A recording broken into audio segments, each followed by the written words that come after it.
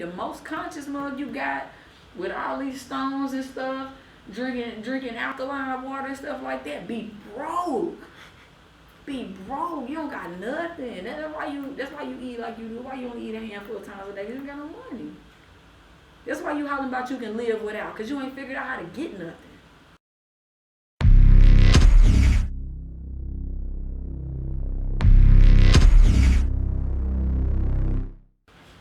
So a lot of our civil rights leaders, you know, great men, they made a lot of progress in the black community, but a lot of them, they died broke.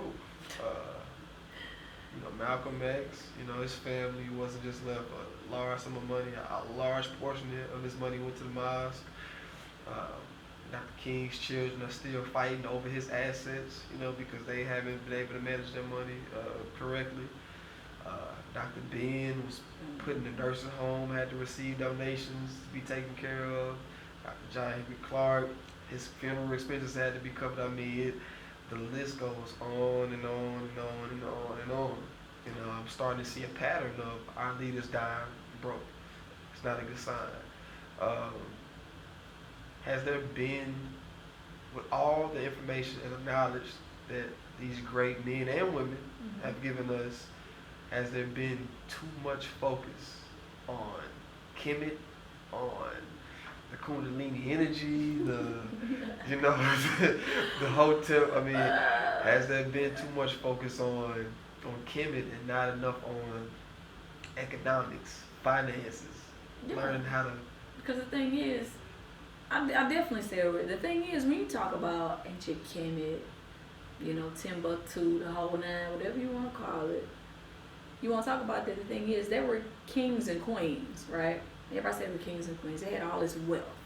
How do you think they acquired that? How do you think they were able to hold on to it for so long?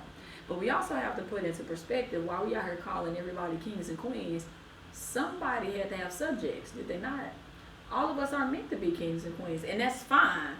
But the black community, what they need to do is stop following these broke ass hotel dudes. Period.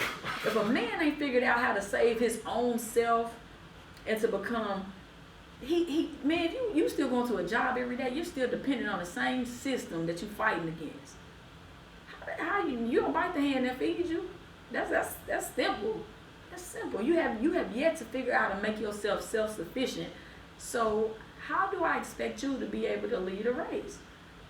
Like, the thing is, anybody that's smart enough, that's not even like considering myself conscious. Anybody that's smart enough should be aware that our issue isn't just a racial one, it's an economic one. And the thing is, the first thing you would want to do as a conscious individual would be to make sure that you're not dependent on this system. You can't fight a system and then be dependent on it at the same time, because that's a conflict of interest. Because what happens if you win? Then what you gonna do? You're gonna be a whole bunch of black folks scrambling like chickens with their head cut off. The very first thing you should do should be to be financially literate. Because the only thing that these people understand is guns and dollars. So if you ain't ready to go out here and bust some heads and crack some skulls, you need to have your money right. Because the only other way you're gonna make a difference is on the economic front. You don't have no power. You don't have nothing you can either create leverage or you can be leveraged.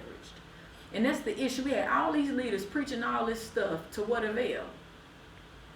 None. Where we at? Even with the Malcolm X, where we at? You know what I'm saying? You got, I love Jewel Pookum. You got Francis Chris Wilson. You got everybody. You got Dr. Ben. You got, the Uhuru movement. And you got Bobby Hewitt. You got, but what? Jamal, But what? You got Dr. Umar here begging for money for a school. For what? Creflo got a jet though. Dr. Joel Osteen he got a whole compound that he live on. Because the thing is, whether or not they doing it for the right purposes, they got their money right first. They got their money right first. Ain't nobody gonna miss us when we gone. It's like we contribute billions of dollars to the economy. We are America's cash cow. But the point is, everything that we own puts money in their pocket. We go to their jobs, get the money from them, and give it right back. It's a cycle. We're consumers. That's all we do is consume. We don't create anything. We have to become producers. And that's the problem. At least some of us have to become producers, because everybody's not going to do it. And I get that. But you should still be financially literate to set your children up for success.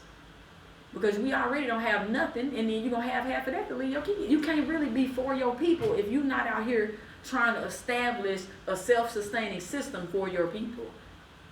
You have to be out here trying to create jobs and create income and to boost the economy in the black community itself. You know, where these black entrepreneurs and things like that. When's the last time you supported a black business or a black entrepreneur? You know, when was the last time you actually sat down and, you know, decided, oh, we're going to have us a black think tank, you know? Or how many times have you and your friends got together and say, look, we're gonna put our money together, we're going to buy a franchise, and then we're going to use that money to do this, or we're going to use the money to that. We're going to put our money together, we want to own a whole block somewhere, we want to do this, or it don't happen. It's like you can be enlightened all day and still be broke. That's it's stupid. Like, I don't even understand, like, why is this even a thing? And you ever notice that there's a trend among the black community? The most conscious mug you got with all these stones and stuff, drinking alkaline water and stuff like that, be broke. Be broke. You don't got nothing. That's why you eat like you do. Why you only eat a handful of times a day? You don't got no money. That's why you hollering about you can live without, because you ain't figured out how to get nothing. That's a front. You ain't really about that. It's more noble to have everything and give it up. It's more noble to get it and then spread it. You ain't got shit. You ain't never had shit. You can't tell me shit.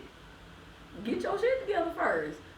You can't say you about your people and you sitting out here broke, continuing to feed and perpetuate the stereotypes about us as being lazy, being broke and complaining, because that's all y'all doing. Like, that's all that's going on. A whole bunch of broke niggas complaining about what they ain't got.